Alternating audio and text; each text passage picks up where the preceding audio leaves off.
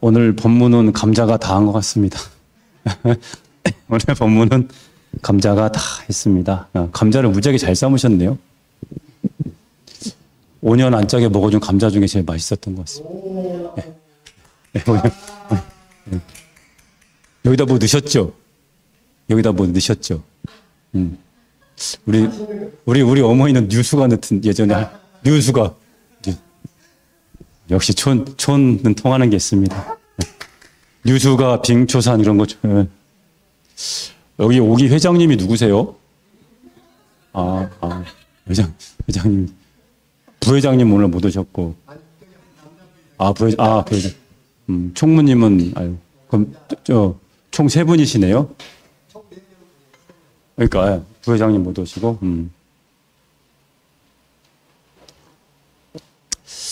이제, 오늘 딱, 2시간 끝나고 2시간 남았네요. 중간중간에 이렇게 뭐 듣다 안 듣다가 이렇게 돼서 내용이 좀 끊어지는 것도 있긴 할 건데, 어떻게 좀 부처님 생애가 조금 이렇게 와 닿으시나요? 불교에 관심이 있어서 오셨나요? 환경에 관심이 있어서 오셨나요? 불교에? 제가 뭐 공동대표지만 잘 오기의 사적인 심정을 잘 몰라서 한번 여쭤봤고요. 어쨌든 아마 지금의 부처님이 2025년 대한민국에 오셔도 아마 분명히 환경 문제는 관심을 갖고 보실 겁니다. 왜냐하면 이제 다음 시간에 그런 주제가 나오거든요. 이 땅에 부처님이 오신다면 과연 어떤 말씀을 하셨을까라는 걸 가지고 조금 살펴볼 건데 아마 분명히 환경 문제에 대해서 말씀하시지 않았겠어요. 환경은 우리의 생명과도 직결되는 것이고 우리 인간뿐만이 아니라 모든 이제 다 생명체와 다 직결되는 거라서 아마 부처님도 환경 일을 하시지 않을까 싶습니다. 환경이든 불교든 여러분들 이렇게 하시는 것들 공부 관심을 많이 가지고 잘 좀 진행하셨으면 좋겠습니다. 오늘은 3번째 시간입니다. 전법과 열반.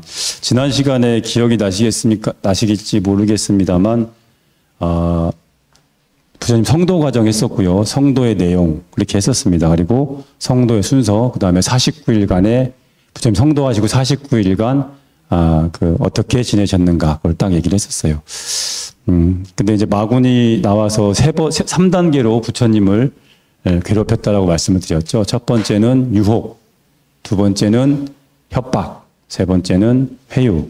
그것은 비단 마왕의 그런 객관적 마왕의 존재라기보다는 아마 수행자들, 여러분들도 마찬가지겠죠. 삶을 사시다 보면 분명히 유혹에 넘어가고 협박을 받고 회유의 그런 갈등 속에 처하는 것들이 많을 겁니다. 그래서 그 마왕은 어떤 객관적 내 밖에 있는 것이 아니라 여기 수행문에 나와 있는 것처럼 모든 것은 내 안의 문제. 그래서 마왕도 내 안에서 이렇게 끊임없이 번뇌를 일으키는 것이 아닌가라는 말씀을 드렸었습니다. 49일간 그 다음에 부처님께서 이제 숙명통, 그 다음에 천안통, 누진통 이렇게 해서 이제 삼명을 얻으시고 깨달음 얻으시는 과정 설명을 드렸고요. 그 다음에 깨달음을 얻고 49일간 이제 딱 앉으셔서 거기 보리수나무 주변을 이렇게 왔다 갔다 하시면서 이제 즐거움을 법열을 누리시고 뭐 여러 가지 장면들이 나옵니다. 그 중에 하나가 이제 범천 사한 파티라고 하는 범천이 부처님께 법을 청할 것을 간청하는 뭐 그때 자세히는 시간상 말씀을 안 드렸습니다만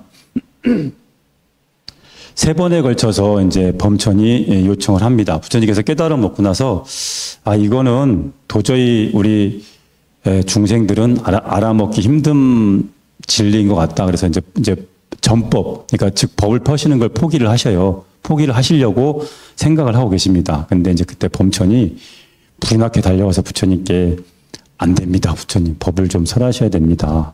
세상에는 아직 그래도 그나마 근기가 수승하고 성숙된 자들이 있을 것입니다. 라고 말씀을 드립니다. 그래서 부처님께서 그러면 한번 법을 펴볼까? 라고 이제 결심을 하시고 법을 펴기로 마음을 먹으시고 이제 오늘 이 시간부터 나오는 전도와 열반, 그러니까 전법의 길을 이제 출발을 하시죠.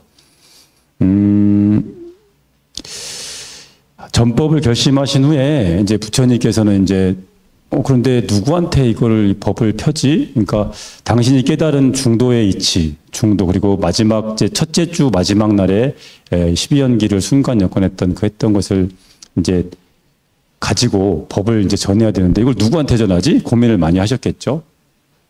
그래서 부처님이 이제 딱 누구한테 법을 펼까 하고 딱 고민을 하십니다. 그래서 이제 세상을 딱 둘러보셔요. 근데 둘러보니까 누가 제일 나을까 고민하시다 보니까 여러분 그 부처님께서 혼자 수행을 하시기 전에 스승을 찾아갔던 스승을 찾아가서 이제 선정을 배웠다고 말씀을 드린 적이 있는데 그 당시에 가장 선정에 능통했던 두 스승 우타카 라마푸타하고 왈랄라 깔라마하고 둘이 있다고 말씀드렸잖아요.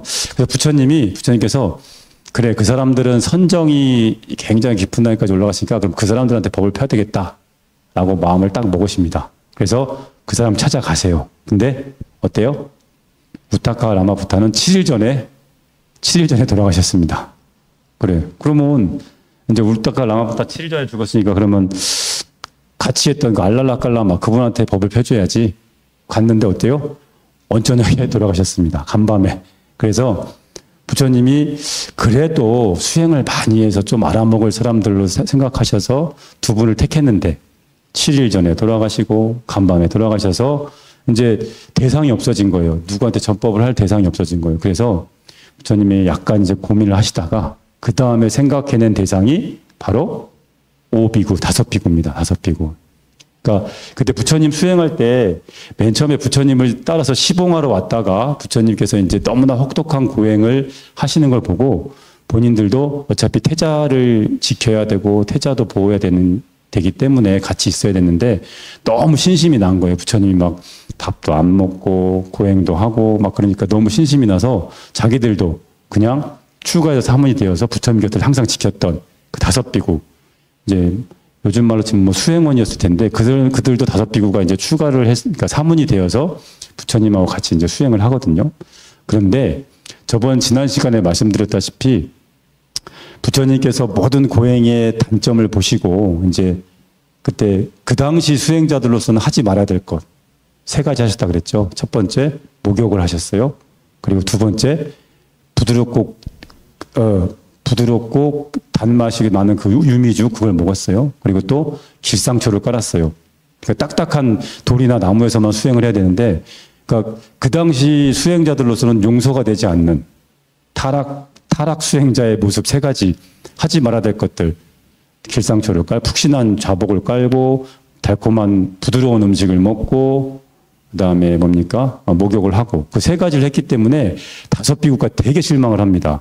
오로지 부처님 곁을 지켰던 이유는 야 그래도 우리 태자가 저렇게 어렵게 추구하더니 저렇게 막 혹독하게 누구도 따라갈 수 없이 고행을 하는데 너무 이렇게 막 그 이유 때문에 부처님 곁을 끝까지 지켰는데 이제 당시 수행자들 사이에서 잠시 고행으로 명성이 있었는데 3가지 타락 그랜드 슬램을 달성하고 나서 5비구가 너무 실망을 해서 다시는 쳐다도 안 보겠다. 당시 이제 본인들끼리 결심을 해요.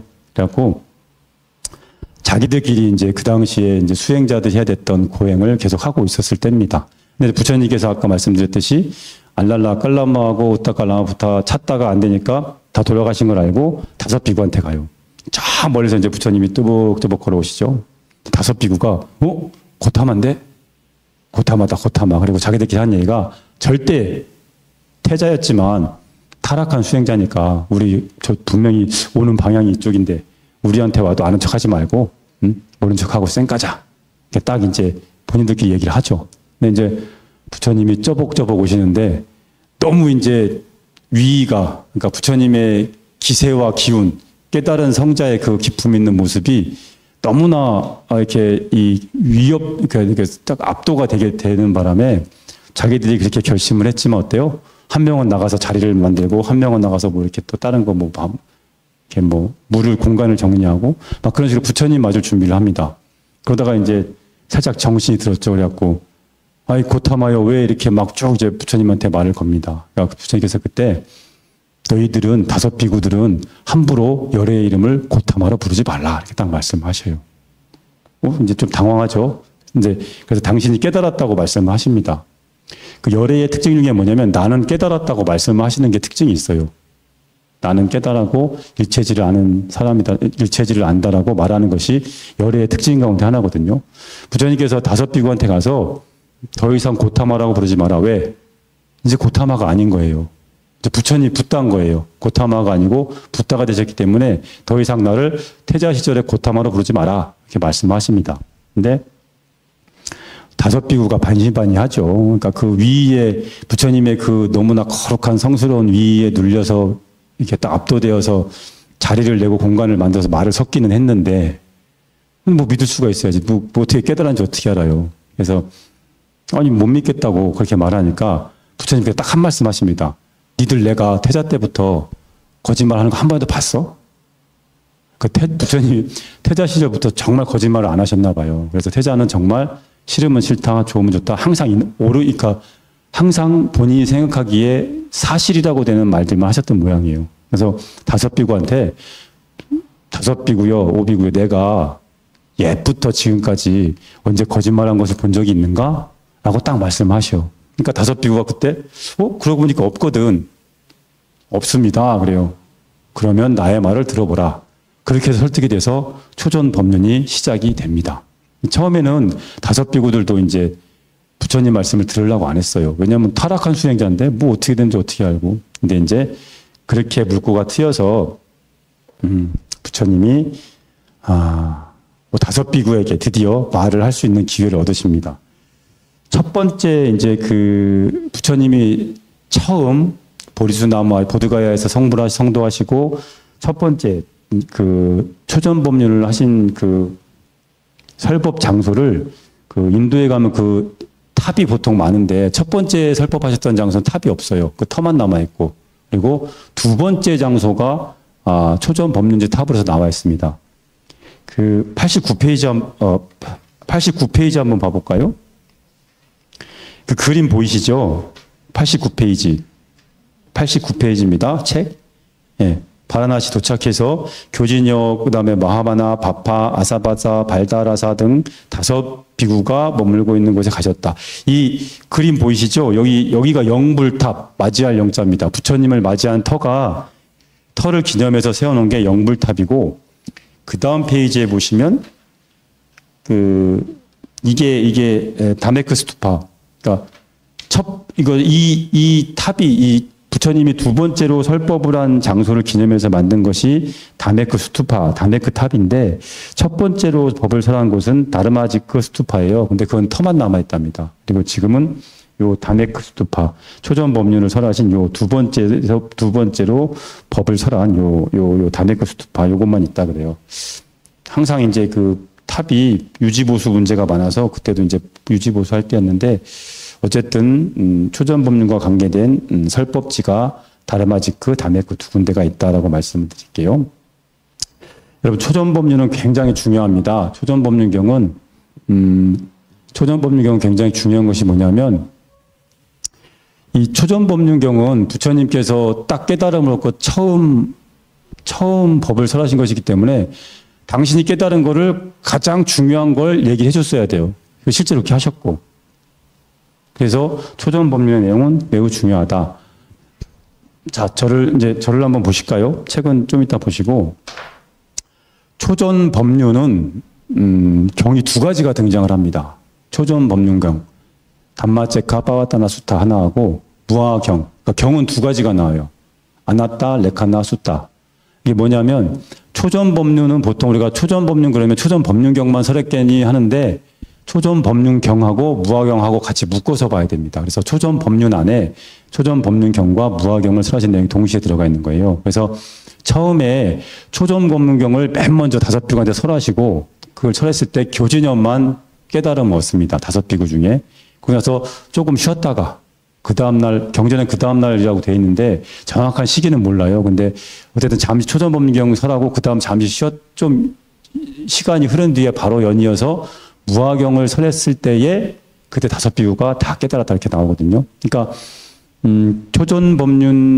초전법륜의 내용은 부처님께서 처음 사한 파티의 범천의 권청을 받고 법을 전하기로 마음먹고 처음 법을 설한 것이 초전법륜인데 초전법륜은 초전법륜경만 설하신 것이 아니고 초전법륜경하고 무화경 두 가지를 설했다라고 알고 계시면 됩니다. 그래서 초전법륜경은 저는 개인적으로 이 초전법륜경하고 무화경은 여기 경전반에서 한번 좀 다뤘으면 좋겠어요. 나중에 뭐 어떤 스님이 오시더라도. 왜냐하면 사실 여러분 수행의 대의가 뭡니까? 그러고 보면 잘 이렇게 사실 너무나 많은 불교가 너무나 많은 스님들이 너무나 많은 학자들이 다양한 수행 방법을 얘기하고 있기 때문에 많이 헷갈리잖아요. 근데 사실은 초전법륜경과 무화경은 초기 경전이다 보니까 조금 이렇게 등한시되는, 그러니까 도외시되는 경향이 있거든요. 뭐 대승경전에서 뭐 이렇게 관음경이나 뭐 그런 것들, 뭐 수지독송 막 그런 것들이 많이 되고 있지만 초기경이다 보니까 어쩌면 수행의 가장 중요한 핵심을 담고 있는데도 조금은 이렇게 도외시되는 경우가 있어요. 그래서 나중에 뭐 이렇게 되시면 초전법륜경하고 무화경을 꼭 한번 좀 공부를 해보시면 좋겠다라는 말씀을 드리고, 초전법륜경이 뭘 이야기하는 거냐면, 부장님 맨 처음에 가서 다섯 비구들한테 뭘 얘기하냐면, 행복해지기 위해서는 두 가지 양극단을 피해야 돼. 그게 뭐냐면 욕망의 길. 그 다음에 다른 한 길은 고행의 길. 여러분들은 욕망의 길에 살고 계시나요? 고행의 길에 살고 계시나요? 오락가락 하시나요? 오락가락 하시나요? 평상시엔 열심히 욕망의 길에 살다가 나머지 좀 절에 와서 정신 잠깐 들 때는 금욕의 고행의 길을 가시죠. 이게 원래 그 인도 산스크리트어로 욕망의 길이 까마 수칼리카 아누요가입니다. 뭐냐면 까마, 욕망. 우리가 먹고 싶고 갖고 싶고 보고 싶고 집착하는 것들, 그 욕망의 대상이 되는 까마에 대해서 그 까마가 주는 즐거움을 찾기 위해서 끊임없이 노력하는 거. 감자 너무 맛있잖아요. 감자 먹고 맛있는 거 먹고 그다음에 또 뭐예요? 다음 시간에 총무님은 또 맛있는 걸 또 해오셔야 돼. 기대에 부응하려면. 그죠? 끊임없이 우리는 까마가 주는 즐거움을 찾습니다. 맛있는 거. 응? 그죠? 그래서 까마 수칼리카 아누요. 까마가 주는 수카, 즐거움, 아누요가 지속적으로 힘쓰는 것. 그것에 반대되는 걸 부처님이 욕망의, 그러니까 고행의 길 그렸어요. 그러니까 보통 경전에서는, 그러니까 일반 학계나 스님들이나 그런 분들은 욕망의 길과 고행의 길이라고 번역을 해요. 근데 까마 수칼리카 아누요가는 그 욕망의 길이고, 그것에 반대되는 것, 고행의 길이라고 흔히들 쉽게 고행행주의라고 표현하는 그 단어는 원래 아타킬라마타 아누요가거든요. 아타킬라마타 아누요가. 아타가 나예요, 나. 나를 킬라마, 피곤하게 만드는 거. 나를 피곤하게 만드는데 힘을 엄청 쓰는 것. 그거를 아타킬라마타 아누요가 그래요. 근데 왜 나를 피곤하게 만들어요? 이제 감자를 먹으면 안 되겠는 거야. 왜? 감자 먹고 옥수수 먹고 맛있는 거 계속 먹으니까 어때요? 살이 찌고 힘들어. 그러니까 영원한 행복을 보장하지 못해. 만약에 감자만 먹어서 맛있는 것만 끊임없이 맛있는 걸 먹고 내가 갖고 싶은 걸 추구해서 행복이 끊임없이 장기적으로 보장되면 사람들은 더 이상 수행을 하지 않죠. 그런데 그게 아니다는 얘기지. 그래서 까마가 주는 흠, 우리가 욕망의 대상이 우리에게 주는 흠을 정확히 꿰뚫어 보아서 그것을 안 하려고, 그래서 자기를 괴롭히는 거예요. 그 괴롭히는 방법이 뭐예요? 그때 얘기했던 고행주의. 뭐 자신의 몸을 괴롭혀서 뭐 절을 하건 이렇게 아니면 뭐 계속 서 있건 자신을 괴롭히는 행위를 합니다. 나의 욕망을 끊어내려고. 근데 어때요? 욕망의 길이 나쁜 것 같아서 고행의 길을 했더니 어때요? 고행의 길은 좋습니까? 안 좋죠? 여러분 아무리 정신이 맑아진다고 해도 평생 절에서 3,000배만 하고 살아야 된다 생각해 보세요. 얼마나 힘들어요. 삶의 의미가 없잖아요. 그래서 초전법륜경에 처음에 무슨 이야기를 하신 거냐면, 비구들이여, 행복해지려면 두 가지 길을 피해야 된다. 그걸 양극단이라 그래요. 하나가 까마수칼리카 아누요가, 욕망의 길. 또 하나가 아타킬라마타 아누요가, 하나는 고행의 길. 그것을 금욕의 길이라고 표현하면 더 좋습니다. 사실은 의미가 더 가까워집니다. 금욕의 길. 내 욕망을 다 억누르는 거예요. 우리 스님들은 무슨 길이에요? 금욕의 길. 여러분들은 무슨 길이에요? 욕망의 길. 욕망의 길을 바탕으로 한 왔다 갔다 길. 욕망도 갔다가, 그죠? 사실은 스님들이 금욕의 길을 넘어가려고 하다 보면 부작용이 굉장히 심해집니다. 그래서 폭발해가지고 막 막행막식으로 확 변하는 경우도 많고, 그래서 부처님께서 하신 이 초전법경이 굉장히 수행에 지침이 되는 거죠. 그래서 부처님께서 욕망의 길과 금욕의 길을 벗어나서 그 양극단을 버리고 양극단을 피해서 중도의 길을 가야 된다라고 하신 게 초전법문경의 핵심입니다. 그럼 그 중도가 뭐예요? 중도가 여러분들이 많이 여러 번 들어보신 팔정도. 정견, 정사유, 정어, 정업, 정명, 정정진, 정념, 정정. 아직은 좀 낯설으신가요? 기초교리 시간이 있죠. 우리 실제 기초교리 시간이 있죠. 기초교리 시간에 배우시면 알 거예요. 팔정도라고 그래서 8가지 바른 길. 그러니까 욕망의 길. 끊임없이 까마가주는 그 즐거움을 쫓는 길. 그것도 아니고. 그렇다고 해서 그 욕망의 길을 억누르기 위해서 끊임없이 금욕을 하는 그 고행의 길도 아니고. 그 양극단을 벗어난 진정한 바른 길이 있다. 그것이 팔정도다라고 설명하신 게 바로 이 초전법문경입니다. 부처님께서 양극단을 설명하시면서 그 욕망의 길 있죠. 까마수칼리카 아누요가에 대해서는 뭐라고 했어요? 하찮고 저열하고 마을 사람들이 하는 짓이며 이로움을 주지 못한다. 그렇게 표현하고 있습니다. 92페이지 한번 봐볼까요? 초전법문경. 92페이지 한번 펴보세요. 초전법문경. 담마, 째카, 빠와따나, 수타. 담마, 법, 째카, 받기, 법륜. 담마, 째카가 법륜이죠. 그 다음에 빠와타나는 굴리다. 그 셋째 줄 보시면 비구들이여 수행자는 2가지 치우침을 기대지 말아야 한다. 2가지 치우침은 무엇인가? 첫 번째 치우침은 바깥 대상에 주는 즐거움을 쫓는데 계속 힘을 쏟는 것이다. 이것이 까마수칼리카 아누요가예요. 그래서 하찮고 거칠고 범부가는 짓이고 지혜롭고 바른 사람이 할 바가 아니며 이롭지 않은 것이다. 이건 분명히 하찮고 거칠다고 말씀하셨죠. 그러니까 그 표현을 하찮다고 하신 거예요. 이거는 값어치가 없다. 아예 그냥 딱 평가절하 하신 거예요. 근데 두 번째 치우침은 자신을 힘들게 하는데 계속 힘을 쏟는 것이다. 아타킬라마타 아누요가. 그것은 괴로운 것이고 뭐예요? 하찮고 거칠고 범부가는 그 표현이 딱 빠졌습니다. 그러니까 우리가 어리석은 수행자들이 이 까마가 주는 흠을 알아서 계속 이 까마를 제어하려고 고행을 하는 것은 하찮고 하찮고 거칠지는 않다는 얘기예요. 그러니까 나름 수행을 해보려고 마음을 냈기 때문에 이것은 하찮고 거칠고 범부가 하는 것이다라는 그런 거친 표현을 안 하십니다. 근데 뭐예요? 그럼에도 그것은 분명히 괴로운 것이고 이것이 중요하죠. 그 다음 지혜롭고 바른 사람이 할 바가 아니고 지혜로운 사람은 고행을 하지 않는다는 거예요. 그 다음에 어떤 이로움도 주지 않는다. 수행의 성과가 나지 않는다는 겁니다. 오히려 고행주의, 금욕주의는 사람을 더 힘들게만 하지 정신을 맑게 하거나 정신의 평화나 그런 걸 가져오지 않는다. 라고 분명히 말씀을 하신 겁니다. 여러분들 그래서 수행을 제대로 하시려면 어떻게 해야 돼요? 욕망의 길도 버려야 되고 금욕의 길도 버려야 됩니다. 팔정도로 살아가셔야 이것이 가장 부처님 말씀에 부합하게 사는 겁니다. 그럼 팔정도로 어떻게 살아요? 그것은 다음 교리를 배우시고 난 다음에 팔정도 정견부터 정견, 정사유, 정어 쭉 배우시면 아실 수 있으니까 그대로 살아가시면 돼요. 97페이지 한번 봐볼까요?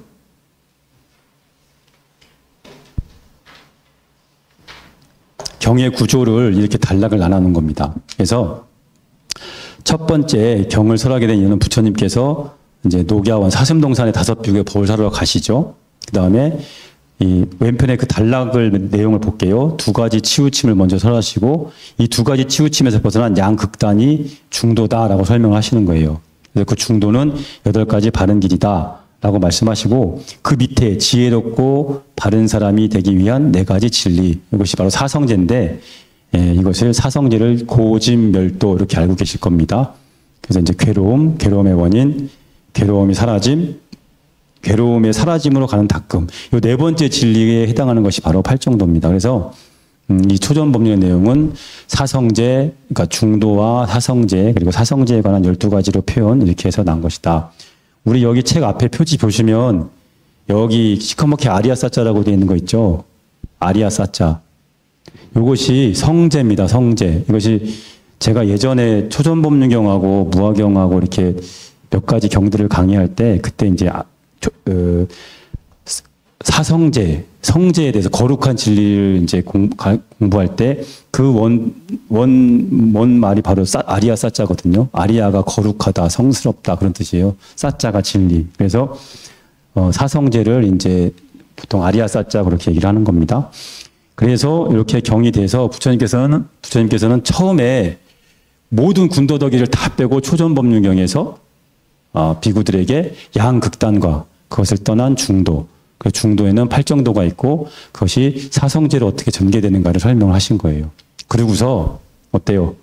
처음에 듣도 보도 못한 이 첫 법문을 하시니까 5비구 중에 딱 꼰단냐만 딱 깨닫습니다. 라고 부처님이 너무 좋아하셔요.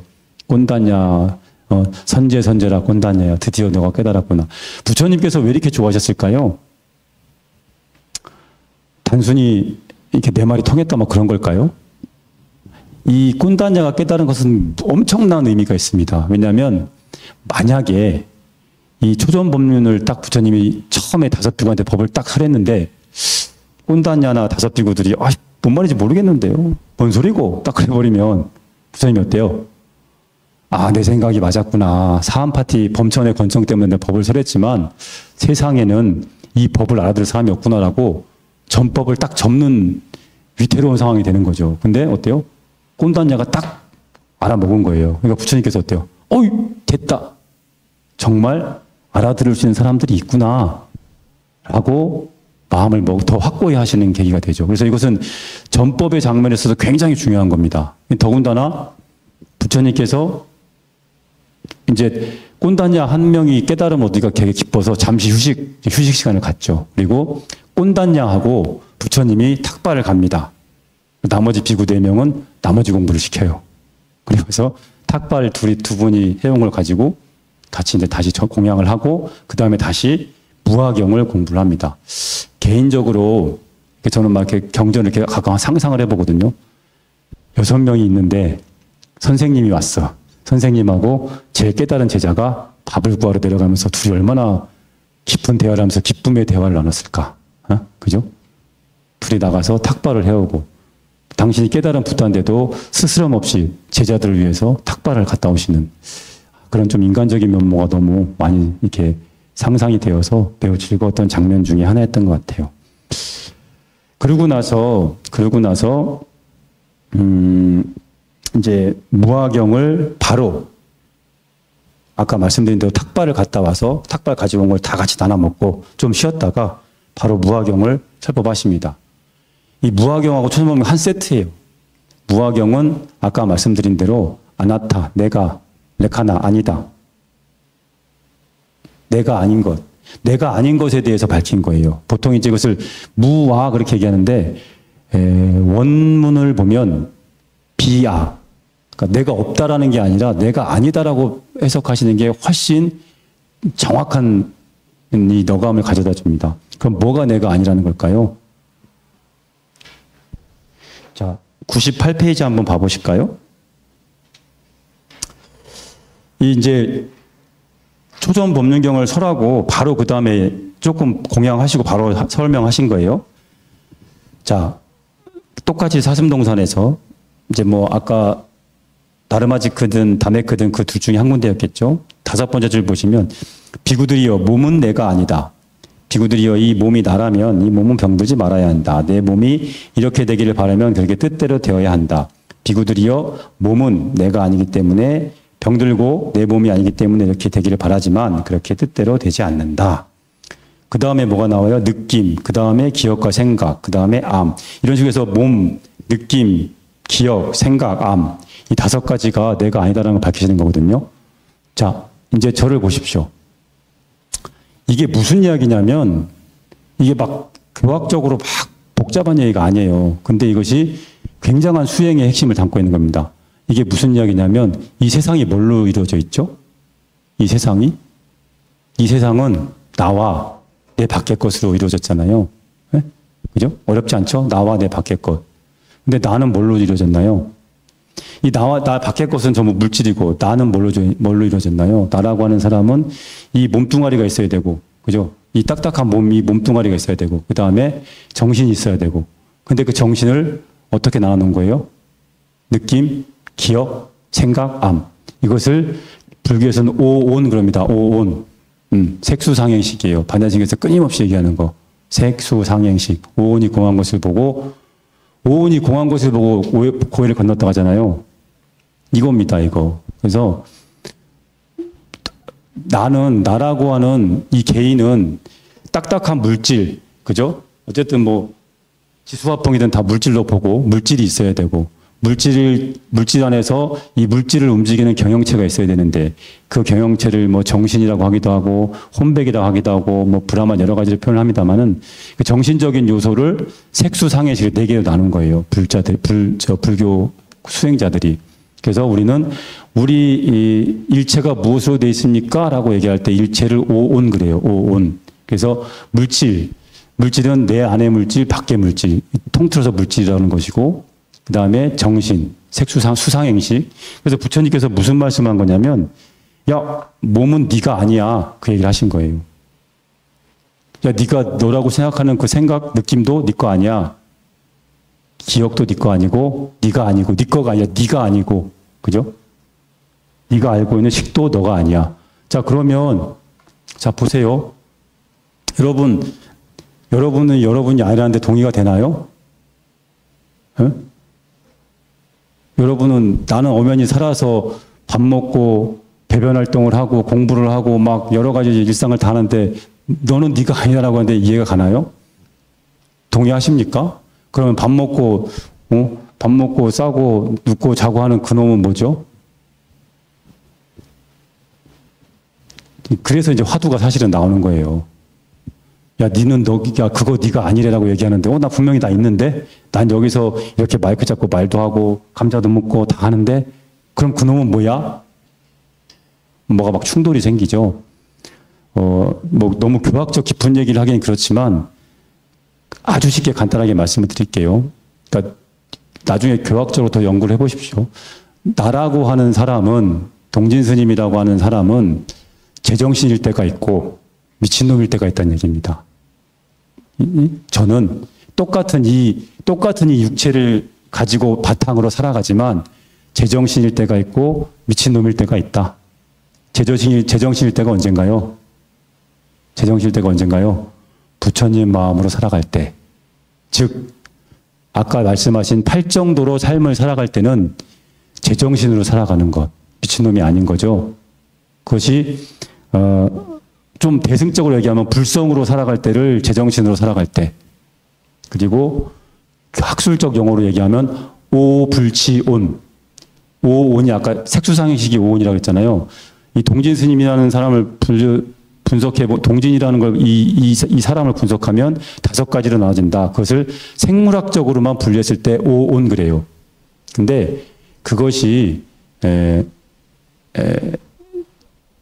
이 생물학적 이 한 사람이 제정신으로 살아갈 때가 있고 미쳐 날뛰어 살아갈 때가 있는데 제정신으로 살아갈 때는 부처님 마음으로 살아갈 때. 그럼 반대로 미쳐서 살아갈 때 언제예요? 아까 얘기했던 무명 때문에 까마가주는 욕망, 그러니까 바깥 오욕락을 즐기며 살려는 모습. 그 다음에 고행의 모습으로 살아가려는 모습. 그게 미쳐서 살아가는 거죠. 그러니까 저는 가끔 제정신일 때가 있고 대다수의 시간은 미친놈으로 살아갈 때가 있고. 그러니까 그런 식이죠. 그러니까 여러분들도 마찬가지로 항상 부처님 마음을 못 살잖아요. 그렇다고 항상 부처님 마음이 아닌 미친 사람처럼 살아가나요? 그것도 아니죠. 그러니까 여기서 얘기하는 건 뭐냐면 우리가 생물학적으로 이제 우리 사람은 나를 분석해 봤을 때 오온이라고 분석을 하는데 오온이란 용어는 나를 생물학적으로만 생명체로만 분류한 것이 오온. 거기에 무명이라는 어리석음 때문에 하지 말아야 할 짓을 하면서 번뇌에 물든 몸, 그것을 오취온 그래요. 오취온. 번뇌를 집착해서. 그래서 우리는 그 다음에 아까 말씀드렸듯이 번뇌에 물들지 않고 제정신으로 살아갈 때는 오불치온.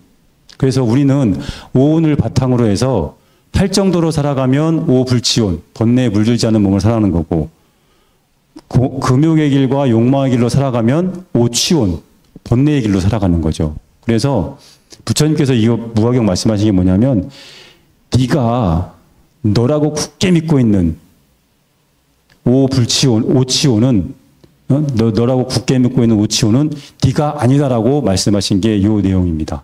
전혀 어려운 내용이 아니에요. 그러니까 미친 상태로 살지 말고 부처님 마음으로 살아가라고 말씀하신 거예요. 그래서 이게 교학적으로 굉장히 수행이 중요한 내용입니다. 왜냐하면 이 무화경을 갖고 어떻게 수행을 하냐면, 자, 이제 저를 보실게요. 내가, 사실 여러분을 이끄는 원동력이 뭐예요? 욕망이잖아요. 근데 보면 여러분이 가장 지배를 많이 받는 게 뭔지 혹시 보셨습니까? 여러분은 감정의 지배를 굉장히 많이 받습니다. 그래서 감정 컨트롤만 잘해도 사실은 굉장히 성공한 인생을 살 수 있어요. 분노 조절 장애, 분노, 여러 가지 감정들이 있잖아요. 분노, 좌절, 우울. 요즘 들어서 아마 그 감정 문제가, 예전에는 감정을 무조건 억누르고 이렇게 통제하는 것이 미덕이었는데 요새는 그 감정을 잘 다스리고 표현하는 것이 굉장한 삶의 지혜로운 방편이 됐습니다. 근데 우리가 그 감정을 잘 다스릴 줄 알면 삶이 굉장히 행복으로 가는 것이죠. 그 다음에 여러분 생각에 대해서 생각해 본 적 있어요? 여러분 끊임없이 그 앞으로 눈 감고 5분 동안 눈 감고 아무 생각도 안 하면 내가 10만 원 줄게. 근데 그 대신 생각할 때 절대 원숭이 생각은 하지 말아야 돼. 그렇게 하면 어때요? 계속 원숭이 생각만 나잖아요. 무슨 이야기냐면 우리는 이 생각의 지배를 엄청나게 많이 받는데, 여러분이 조금만 집중해 보시려고 하시면 알겠지만 이 생각이라는 건 끊임없이 우리를 쫓아다니면서 막 계속 뭐라고 소리를 냅니다. 상대방이 아무런 의미 없이 한 행동도 거기다 생각이 계속 물어봐요. 야, 쟤 오늘 나한테 왜 저렇게 인사도 안 해? 쟤 오늘 눈빛이 이상한데? 쟤 나한테 화난 거 아니야? 내가 며칠 전에 쟤한테 슬쩍 뭐라고 한 것 때문에 그러나? 꼬리에 꼬리를 물고 계속 생각을 일으켜요. 그래서 수행의 아주 큰 방편이자 목적 중에 하나가 생각을 잠재우는 것. 여러분 진짜 생각 안 하고 5분만 아무 생각 없이 살아보세요. 아무 생각 없이 5분만 집중해 보세요. 안 됩니다. 절대 안 돼요. 그래서 그 생각, 그 다음에 느낌, 그 다음에 기억은 뭐예요? 내가 끊임없이 나를 괴롭히는 과거의 상처들이나 혹은 이런 생각들. 그러니까 부처님께서는 그것들이 내가 아님을 간파하시고 그것을 그 다음에 이제 뒤에 뭐라고 나와요? 그것을 무상한 것, 그것을 그리고 괴로운 것. 여기서 무상은 뭐예요? 잘못된 것이라고 표현을 해야 됩니다.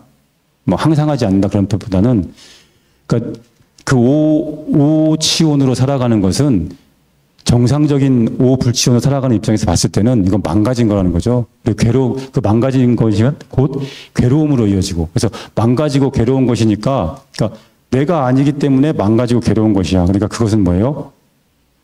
집착할 필요가 없다라고 말씀하신 게 무화경입니다. 그래서 이 무화경은 이거 굉장히 논란이 많은 내용이었어요. 처음에 사람들이 이 비아의, 그러니까 내가 아니다라는 비아의 개념이 아니라 내가 없다, 무아의 개념을 받아들여서 어떤 수행을 하냐면 내가 없다는 연습을 해요. 그리고 심지어 눈을 감고 내 형상을 그린 다음에 내 목을 치는 상상을 하고 막 그런 별 이상한 수행법이 많이 나옵니다. 무아가 아니고 부처님께서 정확히 말씀하신 건 그 오불치오는, 그러니까 오치온이라고, 그러니까 번뇌에 물든 그 마음은 원래 정상적인 부처님 마음으로 살아가는 오불치온의 입장에 봐서는 정확히 내가 아니기 때문에 그것은 망가지고 괴로운 것으로 마음가짐해야 된다. 그래서 그러니까 어떤 욕망의 대상에 대한 생각이 일어나거나 혹은 금욕에 대한 생각이 일어나서 나를 번뇌에 물들게 하면 그 순간을 딱 알아차려서 그것은 쓸모없고 망가지고 괴로운 것으로 마음가짐하면 어때요? 더 이상 하지 말할 짓을 하지 않게 된다라는 수행 체계를 말씀하신 겁니다. 여러분 담배 못 끊으신 분 있죠? 담배 못 끊으신 분을 제가 이 무화경으로 담배를 끊게 했어요. 어떻게 했냐면 물어봅니다. 담배? 이거 다이어트에도 다 적용되는 방법이에요. 이게 어떻게 보면 요즘 심리학에서 심리학의 최고봉에 서 있는 겁니다. 그래서 나의 근본, 그 대상에 대한 내 마음을 딱 바꾸는 거예요.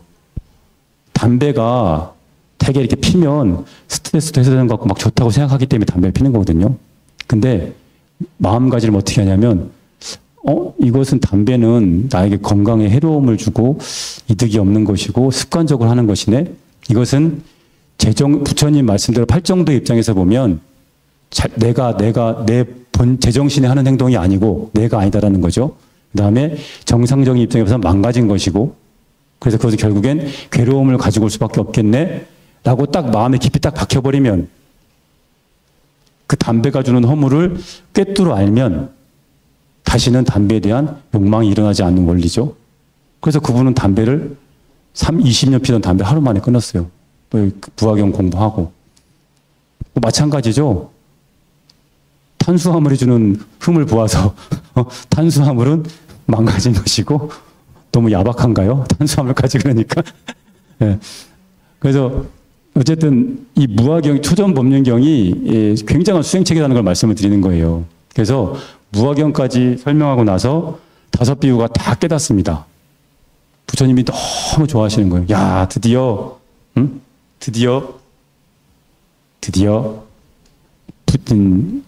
아라한, 그러니까 이제 부처님이 깨달으신 걸 같이 깨달았으니까 이제 아라한의 대열에 들어섰겠죠. 부처님이 굉장히 좋아하시면서 전법에 대한 마음을 확 공고히 하시는 그런 경이 바로 이 초전법륜경과 무화경이다. 그래서 여러분들도 나중에 뭐 평생 불교를 하시겠지만 초전법륜경과 무화경에 대한 사유는 꼭 한번 해보시는 걸 권해드립니다. 한번 해보시면 어쩔 때 보면 내 마음 나도 몰라 그러잖아요. 그게 다 무명하고 번뇌가 시켜서, 그때 주인은 뭐예요? 번뇌와 무명이 내 주인인 거예요. 나를 휘두르고 있는 것. 그러다가 우리가 법당 가서 참회기도 하고 명상을 하고 그러면 어때요? 그때는 온전한 정신으로 돌아와서 원래 본 모습, 정말 주인공. 그때는 정말 그때 내가 주인인 거죠. 부처님의 모습으로 돌아와서 팔정도로 살아가는 모습. 우리는 팔정도의 모습으로 살다가도 혹은 오치원의 모습, 이게 왔다 갔다 하는 겁니다. 문제는 퍼센테이지를 늘려가는 거예요. 제정신으로 살아갈 수 있는 시간을 더 늘려가는 것이 수행의 큰 방향입니다. 오불치원을 계속 줄여가고, 오치원을 계속 줄여가고, 오불치원으로 살아가는 날들을 계속 늘려나가는 거죠. 자, 그래서 초전법륜경과 무화경은 굉장히 중요하다. 자, 여기서 굉장히 중요한 얘기가 있습니다. 초전법륜경하고 초전법륜경과 무화경을 설하시고 5비구가 깨닫죠. 이 순간은 역사적으로 불교사의 그러니까 불교사의 큰 의미 있는 사건, 현장 장면 중에 하나입니다. 자, 왜 그러냐면, 첫 번째, 전법의 가능성. 그러니까 이제 세상에 나의 말을 알아듣는 사람도 있구나라고 부처님께서 확고하게 전법을 결심하시게 된 게 5비구의 깨달음입니다. 그리고 또 하나는 뭐예요? 최초로 승가가 탄생하는 순간입니다. 승가가 뭐예요? 불, 법, 승, 그죠? 아까 삼보, 삼보가 부처님이 계시죠. 고타마 태자실에서 서가모니 부리라고 하는 붓다가 계시고, 붓다가 깨달으신 법이 있고, 그 다음에 그 법을 온전히 알아듣고 붓다의 제자가 된 승가, 5비구. 그래서 최초로 삼보가 형성된 역사적인 순간이다 라는 것을 아시면 되겠습니다. 이렇게 해서 이제 이 초전 법륜을 마치시고 부처님께서 이제 환희에 젖어서 이제 전법을 해야지라고 이제 전법의 길을 나서시죠. 근데 이제 전법의 길을 이제 5명 갖고 이제 처음에는 조직적 전법은 안 하십니다. 5명 갖고 이제 하시다가 그 다음에 등장하는 이제 최초의 출가자가 나오는데, 야사라고 하는 출가자가 나옵니다. 그래서 이제 야사라고 하는 제가자가 이제 출가를 하는 사건이 나오는데, 이 야사의 출가는 역시 굉장히 중요한 장면 중에 하나다. 왜? 초기 전법에 전법단 구성에 있어서 아주 핵심적인 역할을 하는 게 야사입니다. 야사는 누구냐면, 야사가 누구냐면, 시간이 애매하니까 10분 뒤에 하도록 하겠습니다. 야사는 10분 뒤에 하도록 하겠습니다. 시간이 빨리 가는 것 같아요. 저만 그런가요?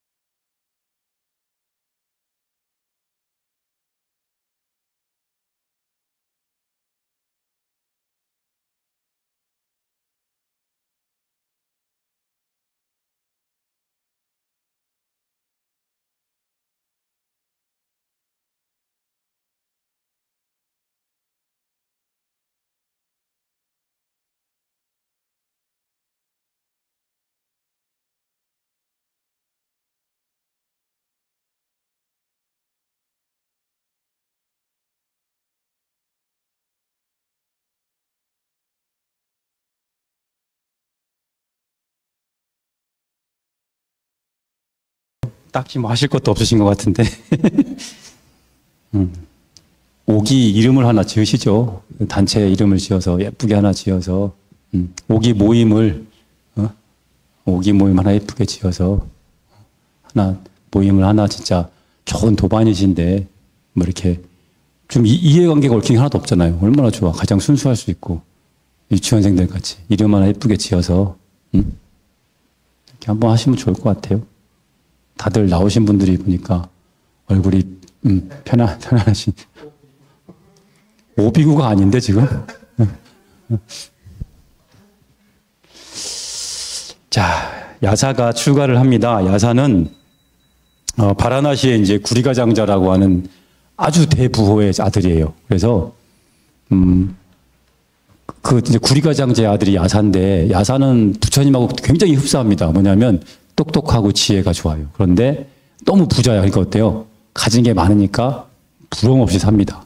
그러다가 밖에 나가서 이제 하루는 이렇게 마실 나갔다가 시체를 봐야겠 시체를 보고 부처님 그때 사문유관 기억나시죠? 구리가 이제 야사장자도 시체를 보고 막 기겁을 합니다. 아우, 저기 어떻게 저렇게 또, 막 그러다가 이제 환멸을 느끼고 들어오는 길에 부처님을 만나요. 그래서 부처님께 예배를 드리고, 아, 너무나 부처님, 저분은 너무나 평온한 안세를 갖고 있구나. 여러분, 딱 보는 것만으로도 되게 편해 보이는 사람 있잖아요. 그런 사람 있잖아요. 여기도 몇 분 계세요. 보기만 해도 되게 아무 근심 걱정 없으실 것 같으신 분이 몇 분 계신데, 이 야사가 부처님을 뵙고 너무나 편한 모습을 뵙고 이제 마음이 감화가 돼서 이제 흡족해서 돌아옵니다. 그런데 그날 이제 집에 왔는데 행사가 있었나 봐. 그래갖고 막 술판 벌리고 막 난리가 났죠. 그래갖고 이제 막 무희들 막 이렇게 놀고. 근데 너무나 공교롭게도 이제 부처님께서 그 오욕에 대해서, 욕망에 대해서 회의를 하신 그 장면하고 너무나 흡사하게 이제 집이 아주 너무 잘 사니까 어떻겠어요. 파티를 했으면 어마무지하게 했겠죠. 근데 이제 파티를 하고 막 술을 엄청 마시고 이제 그러다가 밤에 일어났는데 머리가 이제 술 깨려고 딱 일어났는데 딱 나오다가 막 이렇게 막 처녀들, 음식하는 여성들이 막 술 먹고 토해 있고 막 그런 걸 딱 본 거예요. 널브러져 있고 토해 있고 아, 낮엔 그렇게 이뻤는데 지금 보니까 아까 저작거리에서 봤던 그 시체의 모습과 다를 게 없구나라고 깊은 우울감에 빠져서 집을 나옵니다. 그래갖고 집을 나와서 하염없이 걷다가 다시 부처님을 만나요. 그래서 너무나 반가움에 그 부처님한테 너무나 반가움에 부처님한테 법을 청합니다. 그래서 부처님께서 야사한테 이제 법문을 하시죠. 무슨 법문을 하셨을까요? 8정도 했을까요? 사성제 8정도 했을까요? 아닙니다. 아니고 맨 처음에 보시의 공덕을 얘기합니다. 보시의 공덕. 야, 보시를 하면 이런 공덕이 있어. 그다음에 그 보시의 공덕 얘기하고 저 야사가 맞는 것 같습니다. 부처님. 그다음에 그보다 더 좋은 공덕이 있어. 뭐야? 지계. 계율을 지켜봐. 계율을 지키면 괴로움이 없다. 그렇게 말씀하십니다. 네, 맞는 것 같습니다. 그러니까 그 다음에 뭐예요? 생천, 하늘에 날려면 이런 공덕을 지어야 돼. 생천 공덕에서 말씀하십니다. 부처님 너무 좋습니다. 저 이제 열심히 공부할게요. 그러니까 그때 되니까 부처님이 심한으로 이제 야사가 출가를 얘기해도 마음가짐 되겠구나라고 생각하시고 뭐예요? 사성조, 팔정도를 그때 말씀해 주십니다. 그러니까 나름 중요한 포인트예요. 바로 사성제, 팔정도 얘기하신 게 아니고 단계별로 맞춤형. 야사는 너무나 지금 삼성 이재용 정도 되겠죠. 너무 잘 살았던 장자니까. 너 가진 거 많지? 너 행복해지려면 너 지금 괴롭지? 행복해지려면 어떻게 해야 돼? 먼저 보시 한번 해봐. 갖고 있는 거 나눠봐. 그 다음에 계율을 지켜봐. 단계적으로 근기에 맞게 설법하신 거죠. 그러니까 이제 그래서 야사가 최초의 출가자가 되죠. 이거 굉장히 중요한 사건입니다. 그래서 이 야사의 출가가 왜 중요하냐면 이 야사가 이제 쉽게 얘기해서 삼성 이재용이 말도 안 하고 출가를 한 거예요. 그럼 어때요? 난리가 났을 거 아닙니까? 집이 그렇게 잘 사는데. 그래서 아버지가 백방을 쳐놨습니다. 근데 저 산에 가서 보니까 아들이 신던 신발이 있어. 그 신발 다 쭉 들어가니까 부처님하고 같이 있는 거예요. 그래갖고 막 가서 부처님한테 딱 부처님한테 막 가서 얘기를 하려고 하는 순간 부처님의 그 거룩한 위에 또 압도당해서 경배를 예배를 올리고 묻습니다. 제 아들이 여기 온 것 같은데 맞다고. 여기 와 있다고. 그러고서 똑같이 야사 아버지한테 똑같이 뭘 얘기해요? 똑같이 아들에게 했던 것처럼 보시의 공덕을 얘기하고 지기의 공덕을 얘기하고 생천의 낙이 하늘의 낙에서 어떤 공덕을 지어야 하며 쭉 얘기합니다. 뿅 가죠. 부처님 그때 얼마나 지금 인물도 헌출하셨고 말씀도 음성도 좋으셨다 하는데 그 젊은 분이 말씀하시니까 그리고 나서 역시 사성제를 얘기해 줍니다. 그래서 이 야사 아버지가 거기서 그 자리에서 딱 귀의를 하는 거예요. 귀의. 너무 좋다고. 그래서 아들이 출가한 건 문제가 더 이상 되지 않습니다. 부처님, 아들 출가한 거는 문제가 되지 않는데 마누라하고 며느리가 시리에 빠져 있으니까 부처님 한번 아셔서 저한테 얘기했던 것처럼 한 번만 더 얘기해 주십시오. 라고 부탁을 합니다. 그러니까 얼마나 부처님 대단한 거예요. 진짜 막 언감생신 생각도 못했던 아들이 아무 말도 없이 나와서 출가를 했는데 따지러 왔다가 부처님한테 감화되어서 자기 마누라와 며느리에게 법을 설해 줄 걸 청하는. 그래서 부처님이 어때요? 가십니다. 가서 법을 설하시오. 그리고 역시 어때요? 엄마하고 부인이니까 좀 크게 반항했을 것 같잖아요. 별로 반항이 없습니다. 아, 훌륭하십니다, 부처님. 그리고 그냥 받아들입니다. 자, 이거는 어떤 측면에서 의미가 있는 장면일까요? 최초의 귀의. 그러니까 야사라는 인물이 제가자 중에, 그러니까 사문 중에 부처님 제자가 된 이렇게 5비구가 있었고, 제가자 중엔 처음으로 부처님한테 가서 출가를 한 사람이 야사입니다. 그러니까 우리 스님들이 1호 선배인 거죠. 그러니까 제가에다가 간 거니까. 첫 번째 출가자라는 의미가 있고, 그 다음에 어때요? 야사의 부모님이 갔을 때 부처님께서 법을 설하시자 최초로 귀의, 제가 신자 중에 최초로 귀의한 게 바로 이 야사의 귀의 내용입니다. 그래서 그 귀의에 대한 정형구가 있어요. 이거는 어디 가나 나오는 것이거든요. 111페이지 한번 볼까요? 그러니까 구리가장자가 아들을 찾으러 갔다가 부처님 법에 감복되어서 부처님 너무 감사합니다. 그래서 귀의, 그러니까 삼귀, 부처님과 가르침과 승가에 귀하는 삼귀의 정형구 111페이지 맨 첫째 줄입니다. 이게 어느 경전에나 다 이렇게 삼귀는 이 대목으로 나옵니다. 위대하셔라 세존이시여 위대하셔라.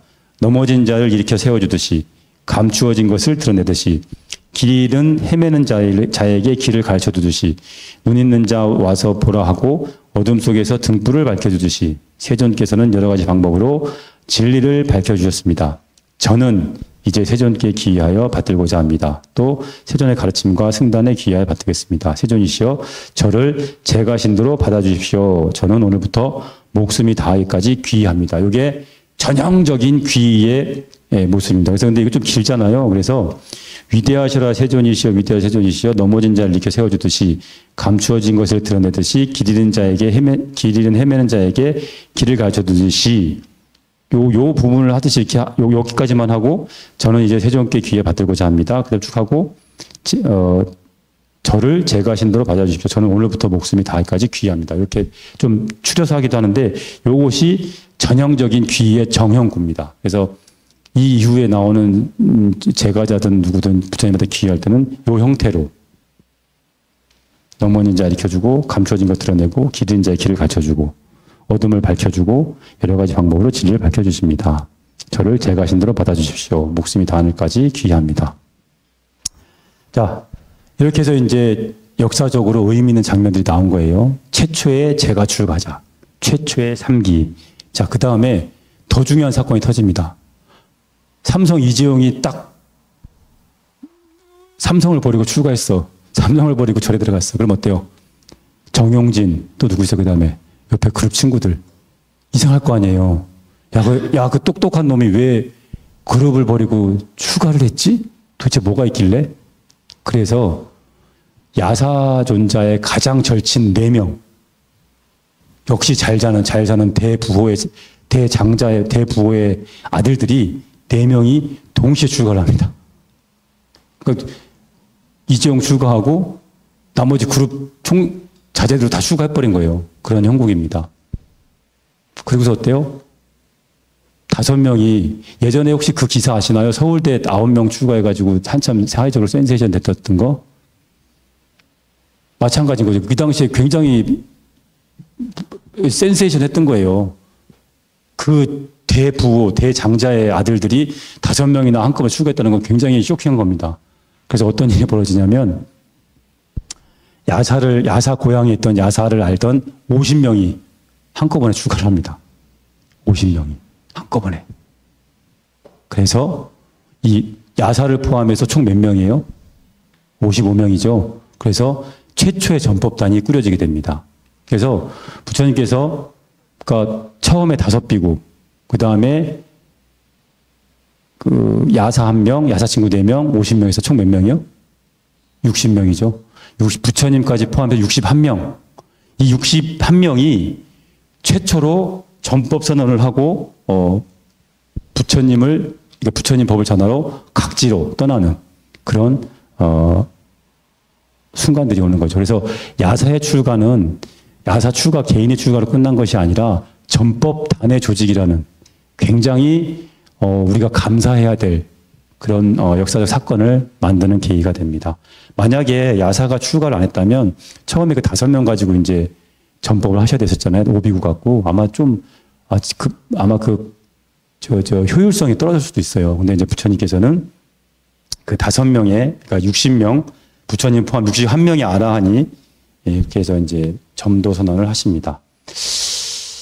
자, 이제 그럼 뭐가 됐나요? 삼보가 만들어졌고, 그 다음에 삼귀가 생겼고, 승단이 구성됐고, 전법단이 꾸려진 거죠. 그래서 부처님이 이제 전법을 해야 되겠다라고, 부처님이 이제 말씀하시고, 그러니까 61명을 가지고, 전법을 하시러 가십니다. 그 전도선언이라는 대목은 굉장히 이제 가슴 뭉클하기도 하고 막 벅차오르는 장면이기도 합니다. 그래서 그 내용은 108페이지에 나오거든요. 그 전도선언, 이제 60명의 제자를 모아놓고 전도의 길을 가라고 말씀하십니다. 이건 아마 많이들 접해진 분도 계실 거예요. 이 부분은 좀 중요하고 의미 있는 부분이어서 한번 읽어보겠습니다. 이때에 부처님께서는 바라나시성 녹야원에서 여러분을 보내신 후 모든 비구들에게 이와 같이 말씀하셨다. 모든 비구들이죠. 60명밖에 없으니까.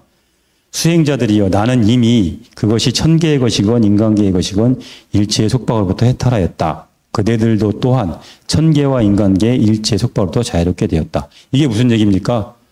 다 아라한 61명이 아라한이라는 얘기예요. 그러니까 깨달음을 얻고 번뇌가 더 이상 없다. 이제 너희들은 법사로서의 전법사로서의 자격을 갖추었다라고 이제 인가를 하시는 겁니다. 수행자들이여 이제 모든 천인과 인간들 속에서 그들을 제도하라. 많은 사람들에게 이익이 되고 많은 사람에게 안락을 주기 위하여 현실 속에서 구체적인 이익과 안락을 위하여 속히 떠나가라. 마을로 들어갈 때는 홀로 스스로 갈 것이요 2사람이 함께 가지 말라. 수행자들이여 유행할 때는 많은 사람들을 위하여 애민하여 섭수하고자 법을 전하되 항상 처음과 중간과 끝을 모두 올바르게 설하 해서 의미가 분명하고 어구가 명료하여 의심이 없도록 하라. 그리고 수행자들은 항상 원만 부족하고 청정한 범행을 보여주어야 한다.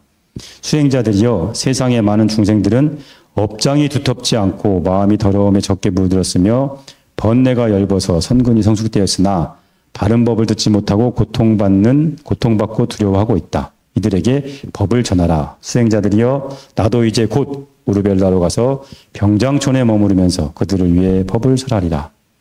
이거 혹시 들어보시면 계시죠? 이거는 굉장히 좀 유명한 장면이라서 많이 나옵니다.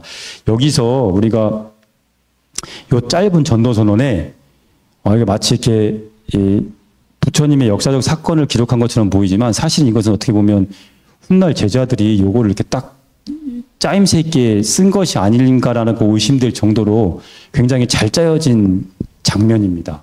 왜냐하면 이 짧은 전도선언 요 경전 안에 전도의 목적, 전도의 방법, 전도의 대상 다 들어있습니다. 전도의 목적은 뭐예요? 모든 천인과 인간들 속에, 그러니까 많은 사람들에게 이익이 되고 많은 사람에게 안락을 주기 위해서. 그 다음 대목이 더 중요합니다. 현실 속에서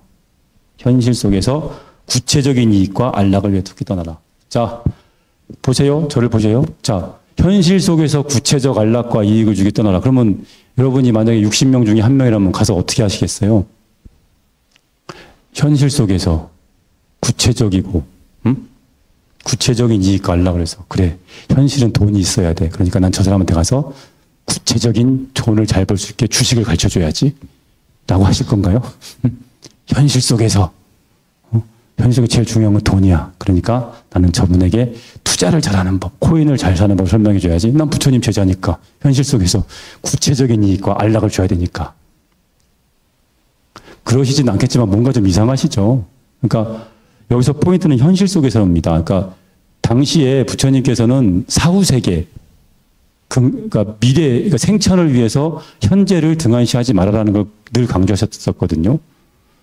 그러니까 현실 속에서 구체적인, 그러니까 두루뭉실하게, 야, 너 부처님 말 들으면 뭔가 잘 될 거야 라고 이렇게 두루뭉술하게 하는 게 아니라 부처님의 팔정도를 믿고 따르면 아까 제가 했던 것처럼 어떻게 번뇌가 이렇게 없어지는데 그 번뇌가 없어지면 왜 너에게 어떤 이익이 가는지 그걸 아주 구체적으로 설명한 거예요. 그러니까 뭐 돈을 많이 버는 방법 뭐 이런 뭐 현실 속에서 뭐 어떤 금전적 이익 뭐 어떤 권력의 이익 그런 것이 아니고 부처님 법을 본인들이 들은 사성제 팔정도를 현실 속에서 관계 속에서 어떻게 그것이 행복을 가져오는 걸 아주 구체적이고 단계적으로 잘 설하라 그 얘기입니다. 이거 오해하시면 안 돼요. 현실 속에서 막 그러니까 막 현실은 돈이 최고야 했고 돈 버는 뭐 그런 거 한 거 아닙니다. 이게 목적이에요. 그러면 방법은 뭐예요? 혼자서 가라. 왜 혼자서 가라 그랬을까요? 왜? 만약에 지금 부처님 계시면 어떻게 했을까요? 현실 속에서 사람들의 구체적인 이익 안락을 위해서 전법해라. 방법은 뭐예요? 집에서 유튜브 해라. 그러지 않았을까요? 무슨 얘기냐면 이 세상에 아라하는 61명밖에 없는데 둘씩 가봐요. 그럼 어때요? 둘씩 가면 60군데 갈 거 30군데밖에 못 가겠죠. 셋씩 가면 20군데밖에 못 가잖아요. 그러니까 좀 위험 부담이 있어도 그래 니들은 아라하니까 생명에 대한 집착이 그렇게 없을 거 아니냐. 그러니까 혼자서 가라. 최대한 많이 이 안락을, 이 행복을 함께 나눠야 될 거 아니야. 혼자서 가. 절대 둘이 가지 마. 그래서 방법은 뭐예요? 혼자서 가라는 얘기예요. 두 사람 가지 말고. 또 있죠. 갈 때는, 유행할 때는 많은 사람들이 애민, 간절하게 자비심을 가지고 그들을 섭수하고자 법을 설하되. 그러니까 잘난 척 하지 말라는 얘기예요. 나는 너희들이 모르는 이 귀중한 법을 알고 있어. 너희들은 나보다 낮은 단계 사람들이야. 그렇게 잘난 척 하지 말고 섭수하고, 그러니까 자비의 마음을 내서 그들을 섭수하려고 법을 전하되 항상 처음과 중간과 끝을 모두 올바르게 설해서 그 뭐예요? 처음도 좋고 중간도 좋고 끝도 좋아야 된다는 얘기입니다. 부처님 법 처음에 부처님께서 말씀하시기를 사성제 팔정도를 이렇게 지키면 행복으로 된다 했습니다. 여러분 사성제 뭡니까? 쭉 얘기하다 갑자기 처음에 쫙 법을 잘 얘기하다가 나중에 이걸 알고 있는 내가 대단하지 않습니까? 라든지 이런 걸 알고 있는 나에게 보시려야 되지 않겠습니까? 라든지 그러니까 가끔 그런 분들 계시죠? 스님들이나 법사님들 중에 처음에는 막 법을 얘기하다 나중에는 이제 마무리는 돈으로 되는 교회 목사님도 그런 경우 있잖아요. 하나님 막 찬양하다 갑자기 헌금 막 이렇게 되는 경우. 그러니까 처음에 좋은 얘기, 중간에 좋은 얘기, 마지막에 자랑이나 권력이나 아만이나 돈이 아닌 마지막까지도 법의 얘기를 해라. 그 얘기를 말씀하신 겁니다. 그래서 요거는 우리 깊이 좀 생각해 봐야 되겠죠. 그 다음에 의미가 분명하고 명료해서 의심이 없도록. 그러니까 첫 번째 목적이 나왔고 방법이 나왔고 그 다음 대상이 뭐 누구예요? 대상이 누굽니까? 세상에 많은 중생들 가운데 업장이 두텁지 않고 마음에 더러움이 적게 물들었어. 번뇌가 엷어. 성근이 성숙돼 있는데 어때요? 근데 어때요? 다만 법을 못 만나서 착하고 이렇게 뭐 성근도 깊고 지혜도 있고 한데 부처님 법이 있는지 몰라서 모르는 사람도 있다는 거죠. 그런 사람들은 이 법을 가르쳐주면 어때요? 바로 아라한이 될 수 있다는 말씀하시는 거죠. 근데 사실 부처님은 대상을 가리지 않았습니다.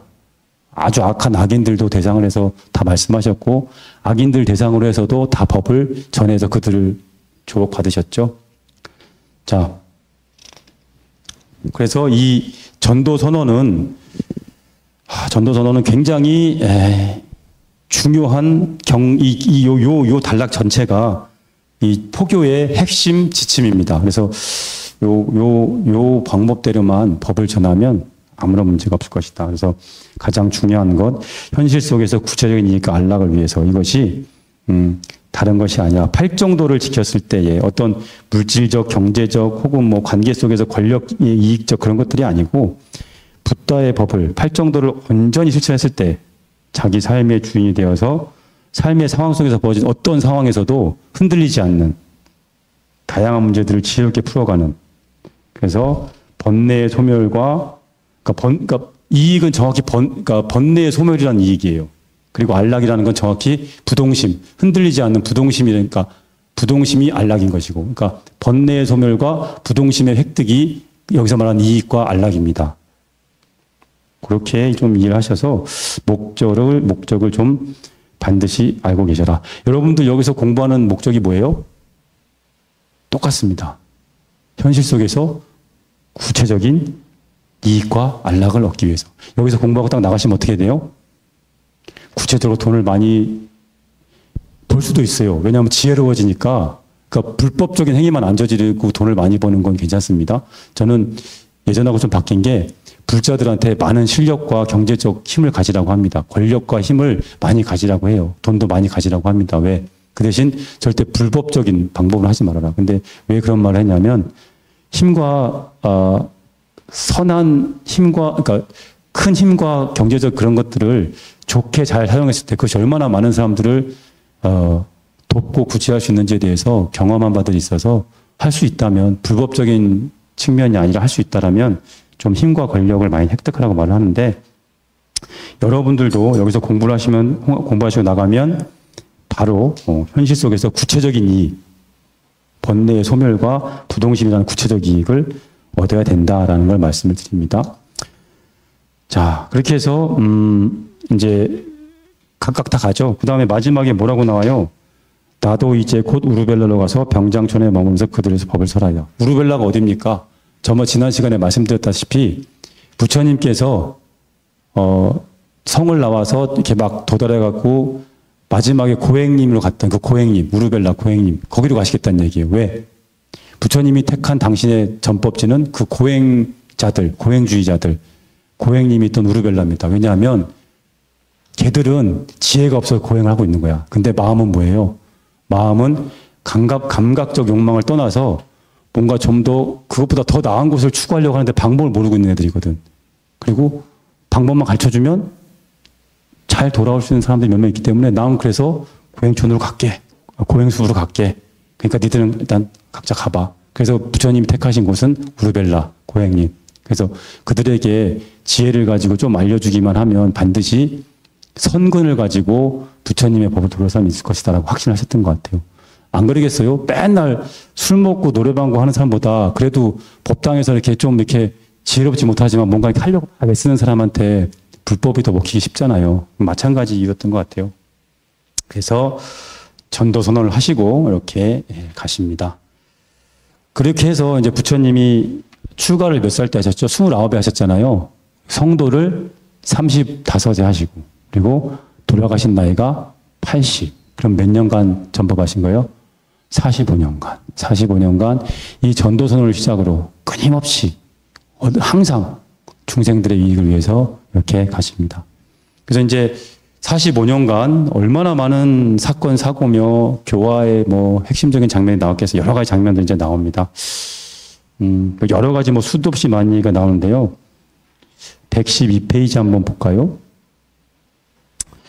이제 뭐 부처님 전법 시작하고 나서 이제 수많은 사람들을 만나시고 여러 가지 사건들이 벌어집니다만 예, 교화 장면에 몇 가지 대표적인 것들이 있어요. 거기 보면 이제 가섭 삼형제의 귀의도 있고 빈비사라 왕, 그 다음에 사립을 못 건년 존재한 귀, 최초 여성 출가, 살인마 앙골리말라 교화, 뭐 여러 가지 사건들이 있죠. 가섭 삼형제 귀인은 왜 중요하냐면, 가섭 삼형제는 원래 배화교도였어요. 배화교도, 불을 섬기는 사람들. 근데 부처님께서 이제 마가다국이면 최강대국인데 그 빈비사라 왕의 강력한 지원을 받는 가섭 삼형제. 가섭 삼형제가 빈비사라 왕의 강력한 지원을 받았었거든요. 근데 그 가섭 삼형제가 부처님한테 교화가 됩니다. 그래서 보시면 알겠죠. 써놓은 그대로 보면 우루벨라 가섭이 이제 제일 맏형인데 여기 이제 세나 가섭이라고 나온 것도 있어요. 경전에. 우루벨라 가섭 제자 500명. 그 밑에 나디 가섭 제자 300명. 가야 가섭 200명. 이 배화교도들이 강을 중심으로 상류, 중류, 하류에 이렇게 살고 있었어요. 근데 이제 맨 상류에 살고 있던 우루벨라 가섭이 500명. 제자들 500명. 중간 둘째가 나디가 300. 가야가 200. 그럼 몇 명이에요? 1000명이 한꺼번에 부처님한테 귀의를 한 겁니다. 요때 부처님이 한 게 뭐예요? 살짝 신통을 보여줍니다. 신통을. 이제 이 배화교도들은 왠지 이제 불을 섬기면서 막 이렇게 좀 주술적인 것들이 많을 거 아니에요. 그래갖고 이제 부처님이 쓱 가서, 이제 제일, 그 조직에 제일 대빵하고 한번 딱 법거량을 하시죠. 그래갖고 하룻밤만 재워주십시오. 그러니까 이제 가섭이 씩 웃으면서 못 잘 낀데 잘 수 있겠나? 딱 그러면 예, 잘 수 있습니다. 저 가서 자시오. 저기가 어디냐면 뭐 경전에 나온 말로는 용이 사는 곳, 큰 용이 사는 곳. 그게 아마 용은 아니라 큰 뱀 정도가 아니었을까 싶어요. 이렇게 굴에 뱀이 이제 있는 걸 알고 골탕 먹이려고 자리가 없다고 잘 수 없다고 3번이나 거절했음에도 잠자리만 있으면 됩니다. 어디든 자겠습니다라고 이제 얘기하니까 저기 가서 자라. 또 수행 많이 했다며 명성은 들었으니까 고타마 석가모니 명성은 들었으니까 공부 많이 했다며 저기 가서 주무셔. 근데 이제 뱀 거긴 용으로 나와요. 용이 있는 곳을 알려주고 부처님 들어서 쓱 가서 이제 자러 들어갑니다. 그러니까 우루벨라 가섭이 내일 저 젊은 수행자가 안타깝게도 못 나올 것이다.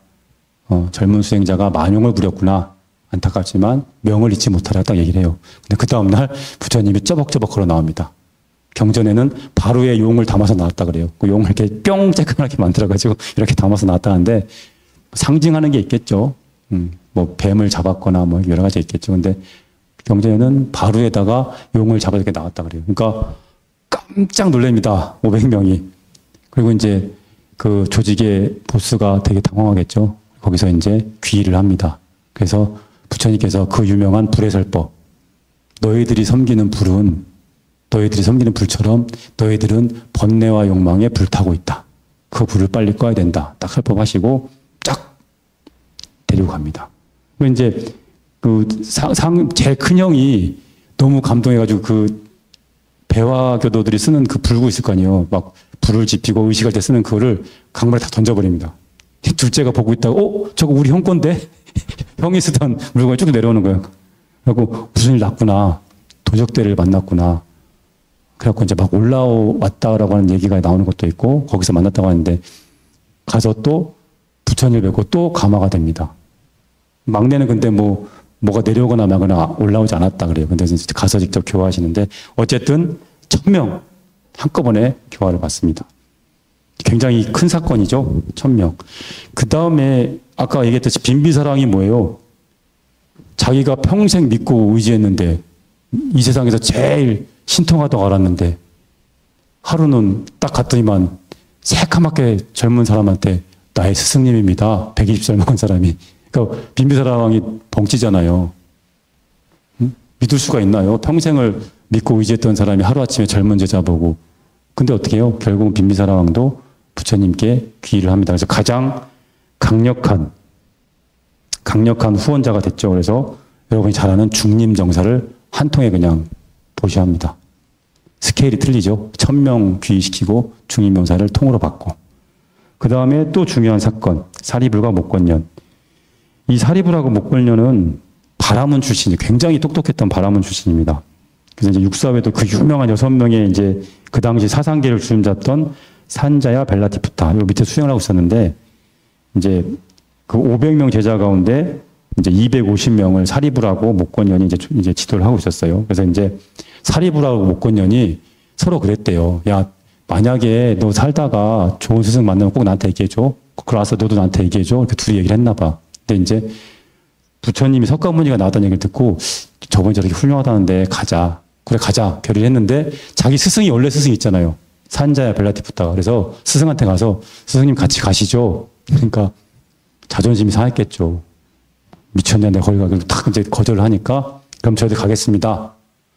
조직에서 제일 똑똑한 애 2명이 250명을 데리고 딱 가니까 어때요? 미치죠. 그래서 산자야가 피를 토하고 죽었다라는 말도 있는데 그건 확인된 바는 아니에요. 어쨌든 그런 표현이 나옵니다. 그래서 250명을 데리고 뭐예요? 부처님한테 갑니다. 그러면 아까 60명 아라한 빼고 몇 명이 돼요? 가섭사명제 1000명. 그 다음에 사리불 목권연 250명. 합하면 얼마예요? 1250명. 여러분 이 1250명 어디서 많이 듣지 않았어요? 여시, 아문, 일시불, 제사일국, 기스국, 고덕원 1250인구, 이시세조, 식시, 세계지발 1250인구 여기서 나온 겁니다. 그러니까 60명 빼고 전법단 빼고 여기서 부처님이 1250명의 그러니까 대승경전에 나오는 1250명의 비구의 구성이 이렇게 되는 겁니다. 가섭사명제, 사리불 목권연 가장 큰 제자들이죠. 그 밖에도 뭐 최초 여성 출가 아까 그 최초의 제가자 신도가 누구였어요? 우리 사부대중을 뭐라 합니까? 비구, 출가한 남자성을 비구, 출가한 여성을 비구니, 그 다음에 제가자 남자를 우바세, 그 다음에 여자를 우바이. 그걸 사부대중, 불교 사부대중이라고 하잖아요. 그 당시에 출가한 남자 비구가 있었죠. 부처님을 비롯해서 오비구 있었고, 야사치수가 있었고, 그 다음에 우바세가 누구예요? 야사 아버지. 예. 그죠? 그 다음에 우바이는 야사 어머니, 야사 마누라. 그래서 그때 사부대중 가운데 3부중만 딱 있었던 거예요. 3부중. 근데 여성이 출가하면서 정식 사부대중이 되는데 이 여성 출가는 이것도 뭐 말하자면 뭐 한두 끝도 없습니다.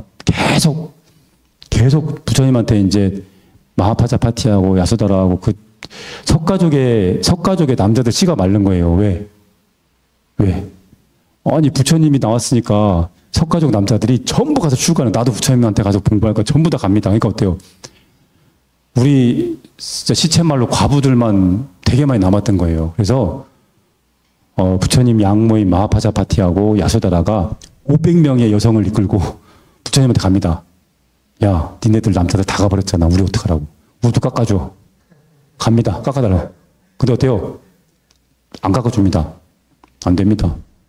그래서 또 갑니다. 바라나시까지 쫓아가요. 안 되는데 3번 거절했는데 이때 우리의 아난이 나옵니다. 아난이 나와서 부처님 왜 안 받아주세요? 좀 부처님 열심히 키워주고 봐봐요. 지금 우리 남자들도 없었고 지금 석가족 힘들게 왜 안 돼? 부처님 그때 뭐 말씀하시기를 여성이 교단에 들어오면 정법이 500년 후퇴한다라고 말씀하십니다. 그리고 뭐 여러 가지 말씀하셔요. 안 된다. 그러면 보통 이제 제자들은 아 그래요? 그리고 안 할 것 같잖아요. 근데 안 하니 여성들한테 되게 인기가 많았대요. 말을 너무 이쁘게 잘해서. 그래서 거기서 안 하니 딱 아 그래서 안 되는군요 한 게 아니라 또 딱 다르게 물어봅니다. 부처님 그러면 여성들은 출가하면 성불 못합니까? 부처님 성불은 할 수 있는데 그러시는 거예요.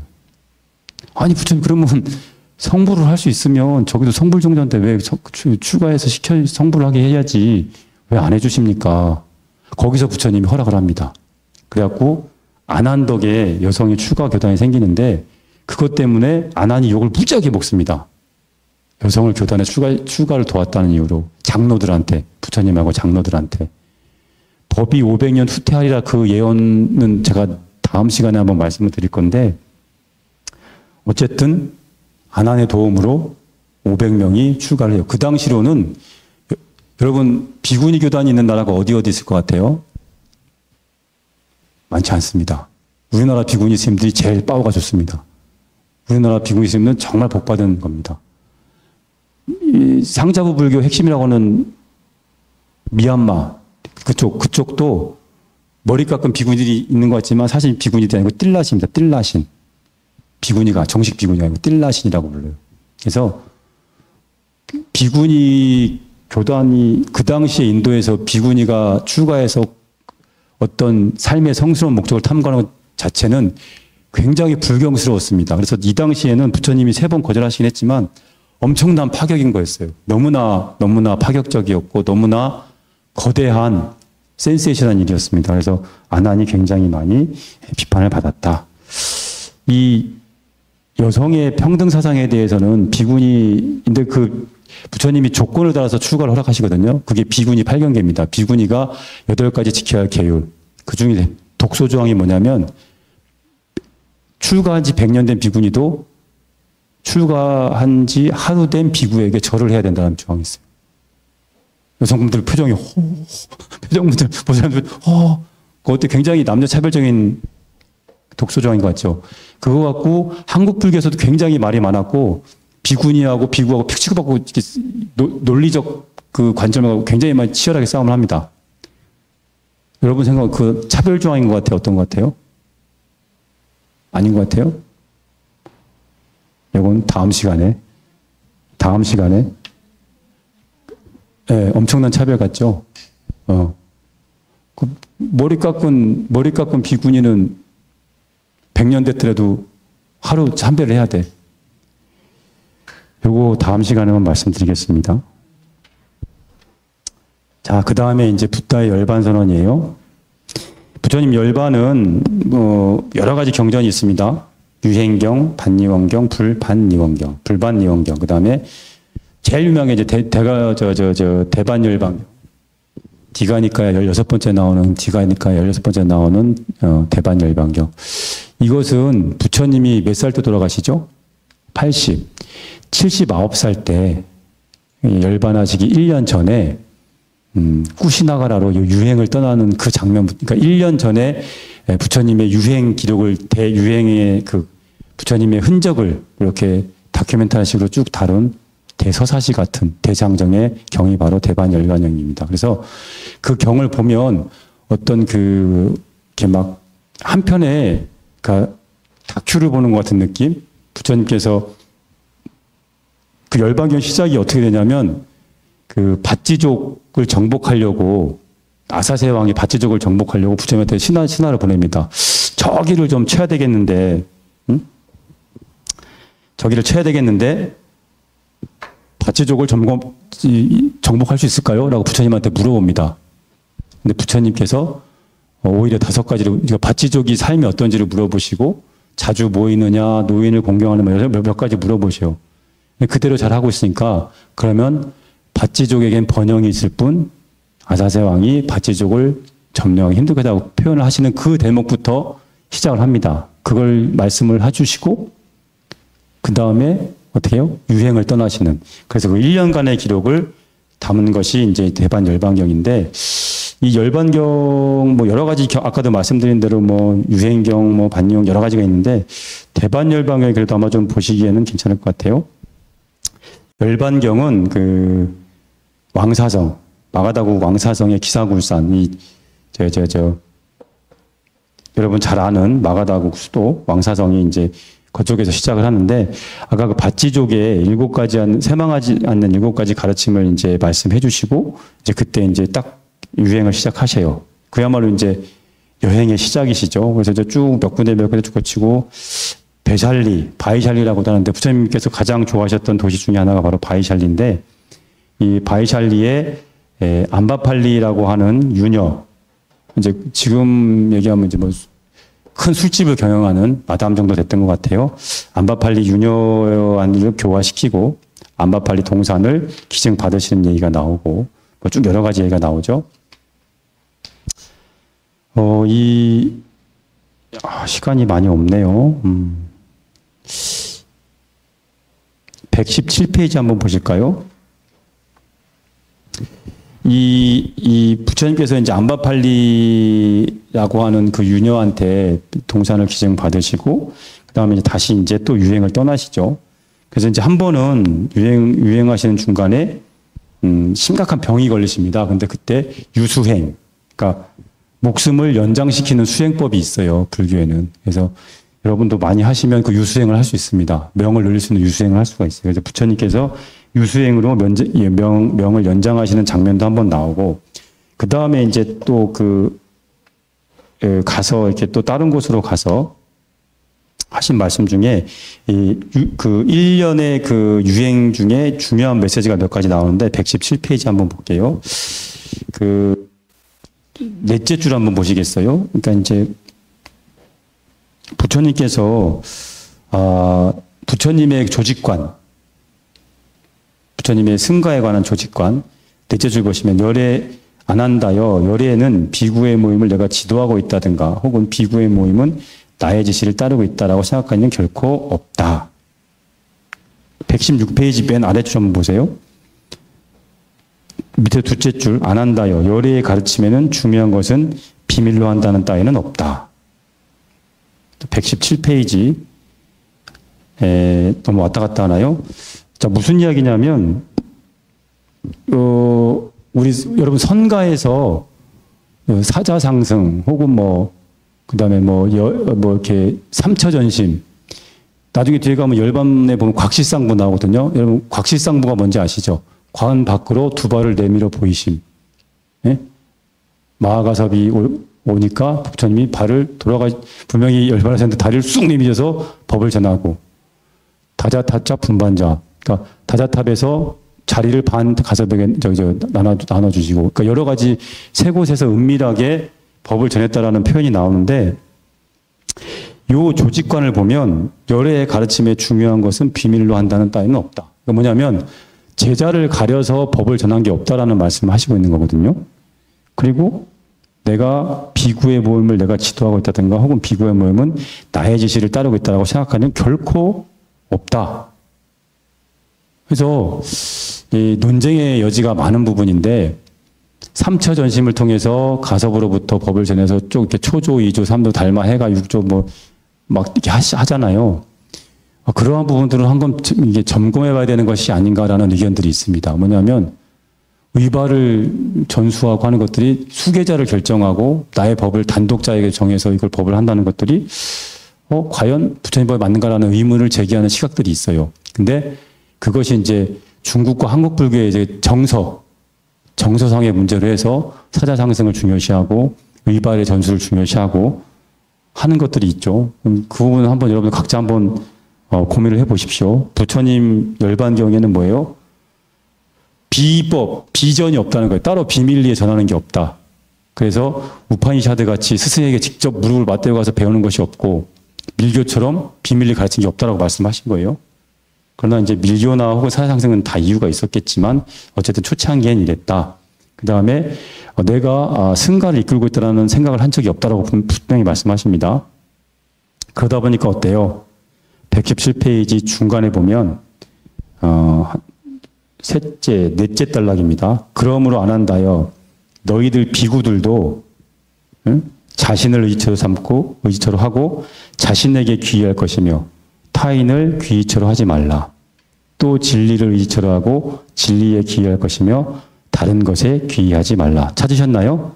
안 한다요. 비구가 자신을 의지처로 하고 자신에게 귀의하여 지내는 것, 그리고 진리를 의지처로 하고 진리에 귀의하며 다른 것에 귀의하지 않고 지내는 것은 어떤 것이겠는가? 여기서 안 한다요. 비구가 몸에 대해 그것을 잘 관찰하고 진정 바르게 의식을 보존하며 바르게 사념하고 세간에 대해서도 탐욕, 근심을 초월하여 사는 것, 내지 몸만이 아니라 아까 얘기했던 느낌, 마음, 모든 존재물들 그렇게 존재물에 대해서도 마찬가지로 그것을 관찰하고 진정 바르게 의식을 보존하며 바르게 사념하며 세간에 대한 탐욕과 근심을 초월해 사는 것, 이것이죠. 자, 저를 잠깐 보십시오. 이것이 부처님의 초지일관된 메시지입니다. 탄생계, 천상천하 유화덕존 삼계이고 아당한지 탄생계, 그 다음에 부처님의 성도 내용, 사상제 8정도, 전도선언 똑같이 사상제 8정도, 이거 뭐예요? 초전법륜경 무화경 통해서 똑같이 말씀하셨죠? 여기 유행, 열반 1년 전에도 이런 말씀 하시는 거예요. 자신을 의지처로 삼고 자신에게 귀할 것, 타인을 귀처로 하지 말고 진리를 의지처로 하고 진리에 귀할 것이다. 자, 이 대목을 오판하면 어떻게 돼요? 아무도 안 믿습니다. 옆에서 도반이 좋은 얘기해줘도 아니 뭐 내가 나를 믿어야지. 본인은 어마무지한 탐욕에 물들어 있고 어마무지한 무명에 잡혀 있는데 자신을 의지하라고 했단 말을 스스로 또 곡해해서 아무 얘기도 듣지 않고 본인의 아집대로만 하려는 불자들이 간혹 있습니다. 그래서 부처님이 그것을 경계하셔서 그 뒤에 친절하게 말씀하시는 거예요. 자기 자신에게 귀의하고 자신을 의지로 삼으라는 얘기가 뭐니? 너의 아집과 아만을 귀의처로 하지 말라. 고집을 부리는 얘기가 아니고, 응? 비구가 몸에 대해서 그것을 잘 관찰하고, 내 몸과 관련해서 혹시 탐욕과 성냄과 어리석음이 일어났는지, 내 느낌과 관련해서 탐욕과 성냄과 어리석음이 일어났는지, 내 생각, 내 감정, 내 오감에 대해서 삼독심이 일어나는지, 그러니까 그것을 잘 관찰하는 게 첫째죠. 그것을 바르게 의식을 보존하며 관찰을 했으면 그것을 아까 무화경의 세 가지 삼특상, 이것은 내가 온전한 내가 아니며 쓸모없는 것이고 망가진 것이며 괴로운 것이다 라고 바르게 의식을 보존하는 것, 그죠? 바르게 사념하고 다 포함되는 거예요. 그래서 탐욕과 성냄과 어리석음을 초월해 사는 것, 이거 핵심 또 수행 말씀하신 거예요. 열반길에 오르셔서 때가 있을 때마다 부처님 계속 설법을 하신 그 초지일관 사성제 8종들을 말씀하십니다. 그래서 여기서도 보셔서도 알겠지만 수행의 핵심이 뭐예요? 내가 아닌 것. 온정신으로 부처님 마음으로 살아가야 하는데 그것이 번뇌와 무명 때문에 내가 아닌 오치온으로 살아가는 것을 계속 경계하는 겁니다. 그래서 수행에서 여러분들이 난방 수행을 해보시면 알겠지만 사띠, 지관, 사띠, 관, 끊임없이 나를 관찰하는 거예요. 생각이 내 정신이 내 생각이 끄달려서 계속 생각만 정신없이 쫓아가는 게 아니라 집에 가서 뭐 해야 되는데 이거 강의 끝나면 빨리 끝나야 집에 가서 뭐 맥주 한잔 하는데 뭐 집에 가서 누구 해야 되는데 뭐 해야 되는데 시원한 침에 뭐 여러 가지 생각, 지금 이 순간에 이 진리의 순간에 집중하지 못하고 집에 가서 할 것들 욕망의 대상에서 막 끊임없이 집중할 때 그러지 말라는 거죠. 그래서 부처님께서 끊임없이 얘기하는 것은 항상 초전법륜경 무학에서 얘기했던 그 처음에 그 법이 쭉 이어지는 겁니다. 그래서 온전하게 살아라. 오치원으로 살지 말고 오불치원으로 살아라. 부처님 마음으로 살아야지 탐욕에 물든 그런 비정상적인 그런 모습으로 살지 말아라. 그 얘기를 계속 하시는 거예요. 그래서 그럼 어떻게 해야 돼? 관찰해야 돼. 그리고 관찰이 됐으면 그것을 마음가짐해야 돼. 아, 이것은 정말 바르지 않고 쓸모없고 망가진 것이구나. 그럼 어떻게 해야 돼? 아, 이것은 절제해야지. 딱 끊어내는 겁니다. 그래서 여러분들이 그 수행의 복잡한 수행 이론을 몰라도 스스로를 계속 보는 훈련만 하시면 수행의 반은 이루어진 것이다라고 이렇게 말씀을 드릴 수 있을 것 같아요. 그 다음에 이제 그 부처님께서 이런 중간중간에 중요한 말씀을 하시고 이제 어느 한 곳에 머물렀을 때 마왕이 그때 우리 처음에 부처님 성도할 때 나왔던 타화자대천 천주가 다시 탁 내려옵니다. 그래서 부처님한테 부처님 이제 열반할 때십니다. 그때 열반하지 않는 명분이 부처님 혼자 법을 알아서 그런 거 아닙니까? 법을 전하고 법이 많이 훌륭해졌으면 일반 사람들도 다 사람들이 법을 많이 알고 충분해졌으면 부처님 그때 열반하신다 했잖아요. 지금 보니까 딱 사람들 많이 아는고 뭐 제자도 많이 생겼고 하실 만큼 하시지 않았습니까? 빨리 열반하십시오. 계속 집요하게 열반하러 갑니다. 그래서 부처님이 아나나한테 슬쩍 아나나 나는 깨달은 자는 수명을 더 연장할 수 있다라고 한 언지를 몇 번 주세요. 근데 아나니 아무 생각도 없습니다. 안 잡습니다. 보통 부처님이 당신 내가 더 살아야 되겠다라고 말하는 것보다 아나니 간청을 하면 부처님 중생들을 위해서 좀 더 머물러 주십시오라고 얘기하면 마지못해 이렇게 딱 넘어가는 모양새가 돼야 되는데 그래서 부처님이 슬쩍 언지를 하죠.